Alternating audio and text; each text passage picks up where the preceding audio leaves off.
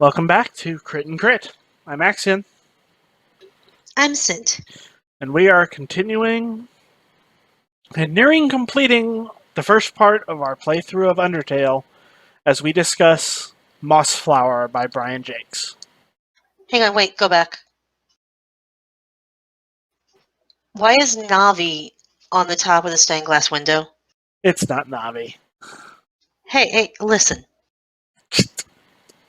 Why? It was very important. It must be symbolic. She's even standing over an inverted Triforce.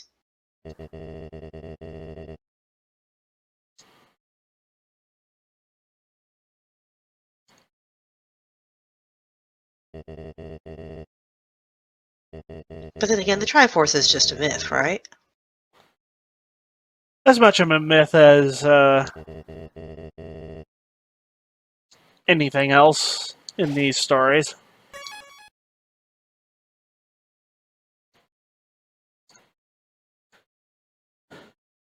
But myths are the subject of today's conversation. And this time, I mean, not it's a good thing, the... too, because can you imagine going through a Rebel book without talking about that? It would be a missed opportunity. This is not Robert Aspirin, Do you need an aspirin? sometimes.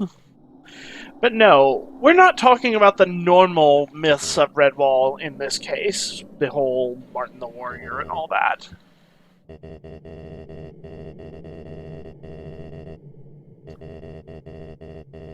We are going to talk about what usually lies along the edges of old maps. Here there be dragons. And if you take a left here, there's a Wendy's.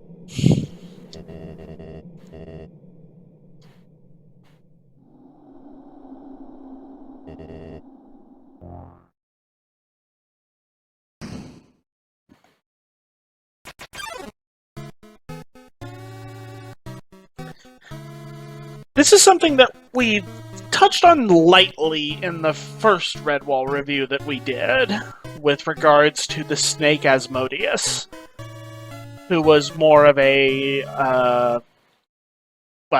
dragon. He was a monstrous creature that was almost more of a force of nature than a character.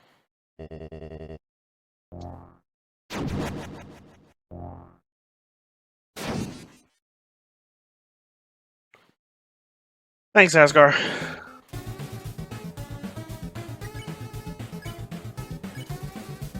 I mean, say what you will about the rest of the fight, but the song was a bop. Oh, yeah. I forgot to switch to a stronger weapon. Because I forgot that you actually have to do this fight.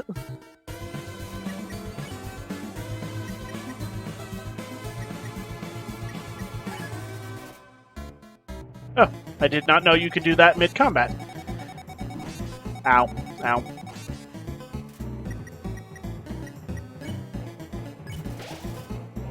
You can take him!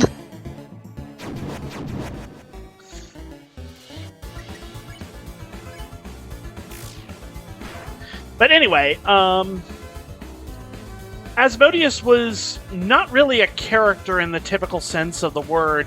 He was just a thing that existed in the world that was a danger to the people. And in many ways, Mossflower kind of takes that concept and runs it up to 11. Because Mossflower is full of those kinds of dragons throughout the entirety of its story.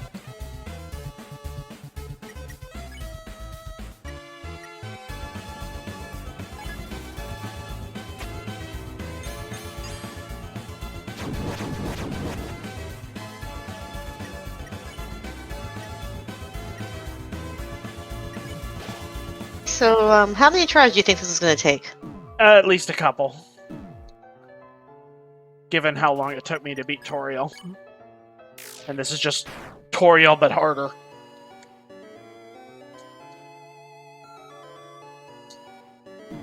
Case in point. I'm gonna run out of healing stuff too. So what are your options under act? Talk, which does nothing, and check, which looks at his stats. Okay, I didn't remember if talk did nothing. You could, because it has a few different messages, but they don't actually do anything, and I'm taking enough damage at this that I don't think I can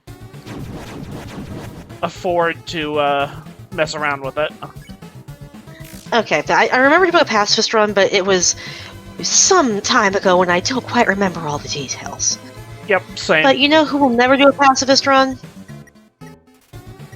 The Badger Lords of Salamandastron. So I guess we'll start with Salamandastron then. There's not actually... That was the reason we kind of wrote down this episode, so... Well, it wasn't for me. For me, it was Argulor, but we'll get to him. Actually, he comes up first. He's probably a better starting point. He was, yeah. Sorry about that. So, Argulor is the gold eagle who lurks near the Cotier camp, looking for an opportunity to hunt any of the vermin there who basically slip up and make themselves available. Okay, so I'm going to backtrack and find one of those boxes so that I can get more healing stuff. He's described as a fairly old eagle, so he's doesn't have the greatest eyesight. But he's still... He's able to see well enough to see generally what he's aiming for, as long as it's not actively being stealthy and capable in the process of doing so. But he can tell individual creatures apart based on what kind of creature they are. And he has a particular interest in killing Ashleg, the pine marten, because he's never had pine marten before and doesn't know what it tastes like. But beyond this, that's the extent to which he is, for lack of a better word, humanized. Otherwise, he is treated as we described Asmodeus before, as basically a force of nature. He exists as an engine of living destruction, of which the people of Cotier are equal parts terrified and full of hatred for. Which continues the fine Redwall tradition of, I'm not quite sure how we're supposed to treat birds. Yep. Because sometimes birds are people, sometimes birds are just this thing, sometimes birds are people but with lots of baggage attached. And this book not only furthers that, but it kind of muddies the waters with the Robin Chib. Yeah, let's just say the Chib and Eagle situation here is very much like Goofy reaches down to pet Pluto. Yeah. Except it's kind of the other way around, because yeah, I know. Is not going to be the one petting anybody. Just because of the size differential, if nothing else. Where are one of those boxes? What boxes? The boxes where you can store stuff. I don't remember that. Well, first off, I'm going to equip the better equipment.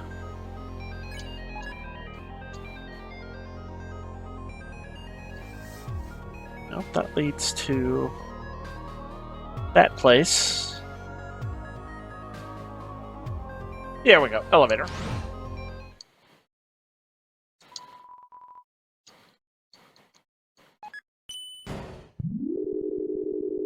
So, Argulor is... Unlike Asmodeus, we actually get a few scenes that actually have Argulor doing, talking and being more of a person.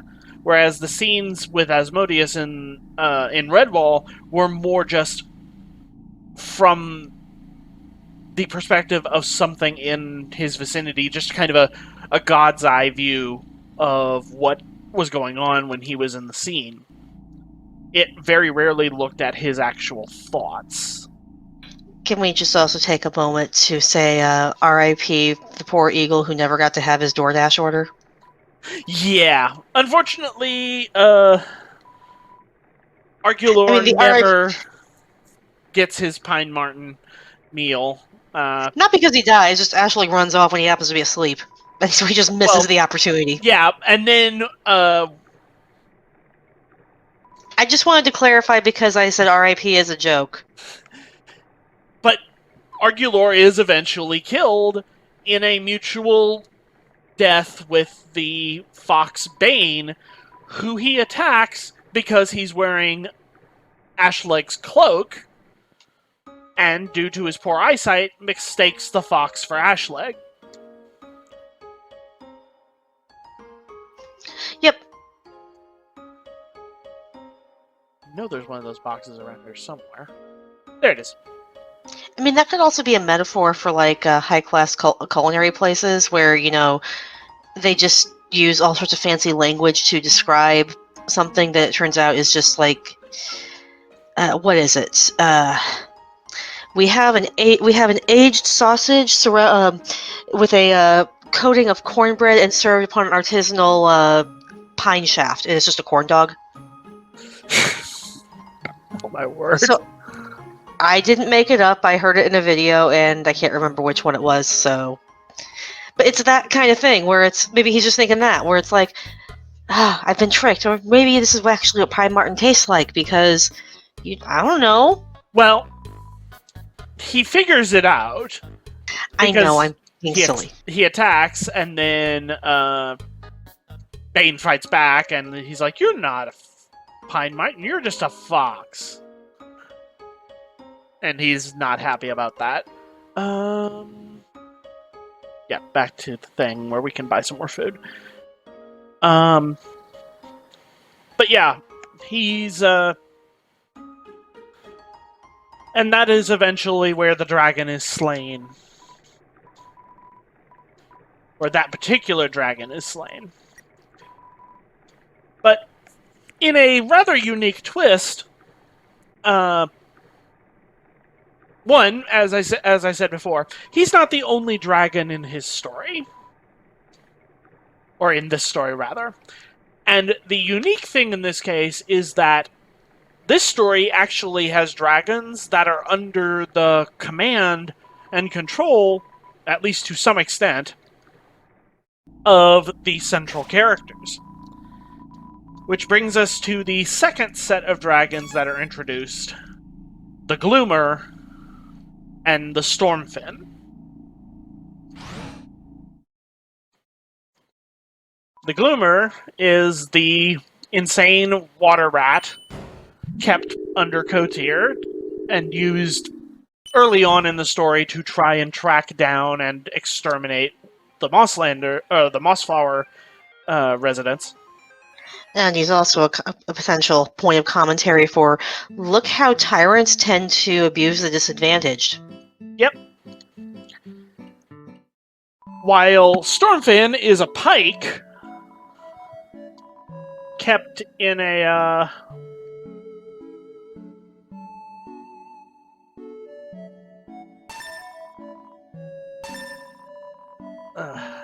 I forgot how much I didn't like his face. I mean, I feel for him because I have had to make the customer service face myself, and thank you for shopping at your local store. Please have a wonderful day. And as soon as they leave, you just let your face sag back into the natural apathy and aversion to humanity that working in retail for an extended period of time, which is to say longer than a week, will give you. Yeah. But anyway, I mean, I'm just saying he's a very accurate representation of what working retail feels like. Oh yeah, no doubt. I believe it. But anyway, this is one of the few times where the good guys have a dragon on their side. And as I was saying, Stormfin is a pike that they keep in sort of a watershed area and release a gate to let it out. And when we've seen pikes in prior stories, they've certainly been treated as dragons in that sense, that they're extremely dangerous creatures that are barely controllable and are extremely lethal. Particularly the ones we saw in Mariel of Redwall. How they were a danger for Mariel and her group when they were leaving Redwall to go on their search for the island, and how in the end they proved to be the undoing of one of the villains, along with the I think it was a crane. Something I think like that. so. Was it Niles or Fraser? That does, however, bring me to the next dragon on our list, which is the swans. Swan's loose. I was waiting for it. Look, there may come a day when I don't take the opportunity to quote Hot Fuzz. But Today is not that day. Because you know what it would be if I missed that opportunity? Shame.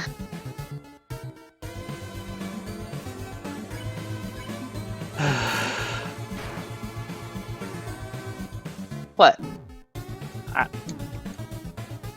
I thought you'd just be glad I moved on from quoting Megamind for no reason. It's baby steps. Which, incidentally, is probably what you should take so you don't make enough noise to upset the swans. Oh, right. I can do this.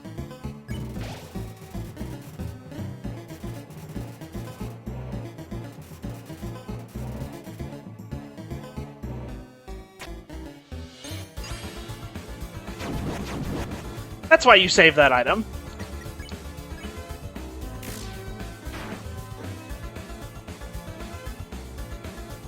It's always fun to save a pie for the end. So the swans are met about halfway through the book, and Martin and his companions wisely decide we're not going to mess with those. But the three Cotier spies following them decide this would be a brilliant time to have an egg breakfast. And this gets one of them killed when the father swan shows up.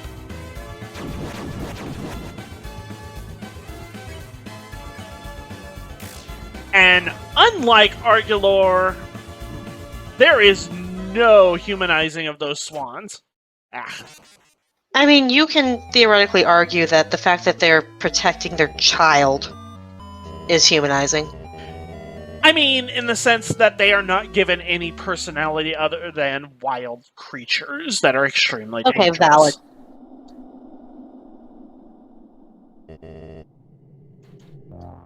And that kind of goes for Gloomer and Stormfin as well, as neither of them is described as having anything resembling a personality. Stormfin because it's just a big fish, and Gloomer because it seems to be too insane to have a personality. It has been reduced from whatever it was before to a bestial entity with no personality. Those are not complex patterns. You think I'd be better at reading them. Look, I'm not going to judge on that. You have seen my ability to follow patterns and things.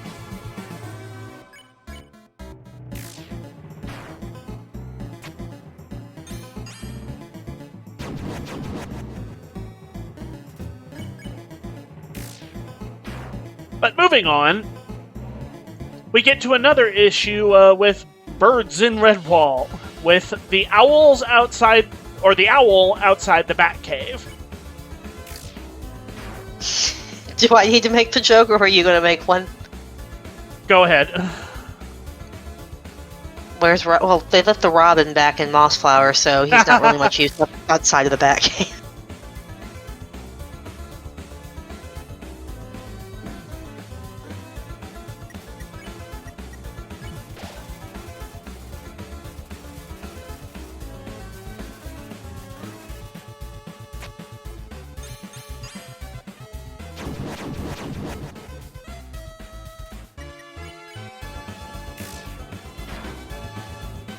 The owl, admittedly, doesn't get as much screen time as our other dragons. It's actually never seen directly, and we only know it's there because the bats tell us so. This of course, is eventually proven true when, after Logalog and Denny build basically a big lever contraption and dig some holes in the walls, it knocks the owl and its nest off the mountainside and clears the area at the top of the cave so that the bats can leave.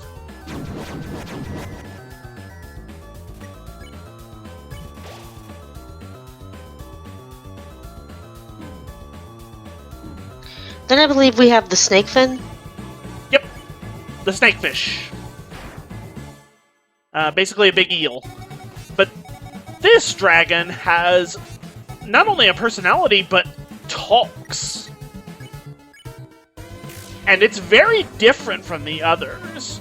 It's treated as a monster by the toads, but it's very communicative with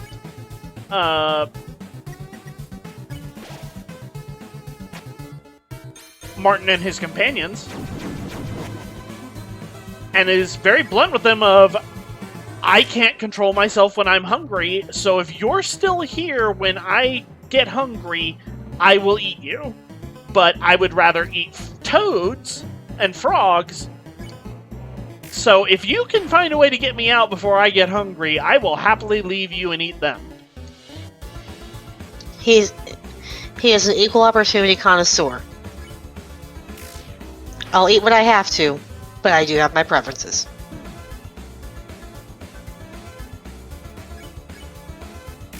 Getting a little desperate there, Asgore? Maybe.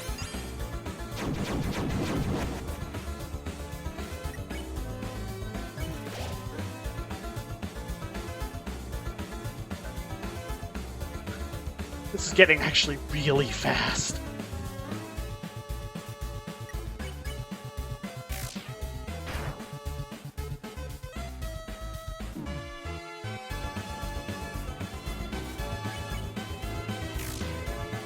But yeah, so after that, I think Salamandastron is the next one. Yep. And this one is different from all the others for just a couple of reasons. One, it's a location rather than an actual monster. It just, kind of presents the illusion of there being a monster within. And two, this myth is actively cultivated. Yep, it's not an actual monster. There is no monster. There is no dragon in Salamandastron. But the hares and the Badger Lord of Salamandastron are actively interested in maintaining the fiction that there is one, because it keeps the dangerous creatures at bay. At least we have a dragon door knocker that scares off the real dragons. At least for the sake of most of the enemies of Salamandastron, the sea rats and such. Obviously, this particular captain that appears in this book, I've forgotten his name.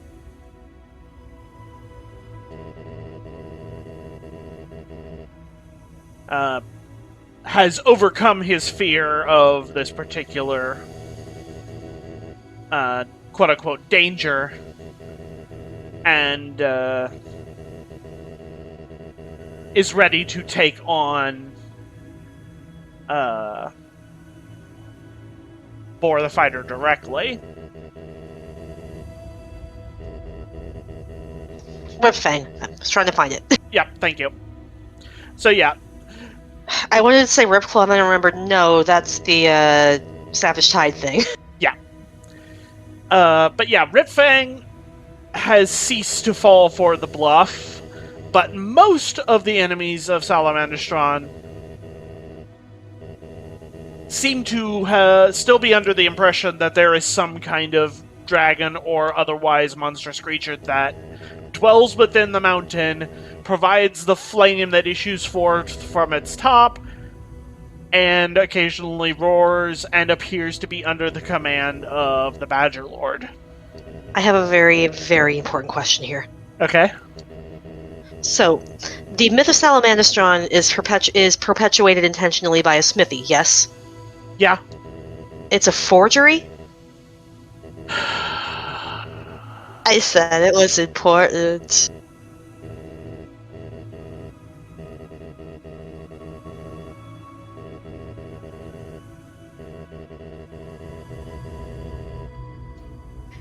I think it's quite fitting that after you decide that the pun was that bad, Asgore literally asks you to kill him.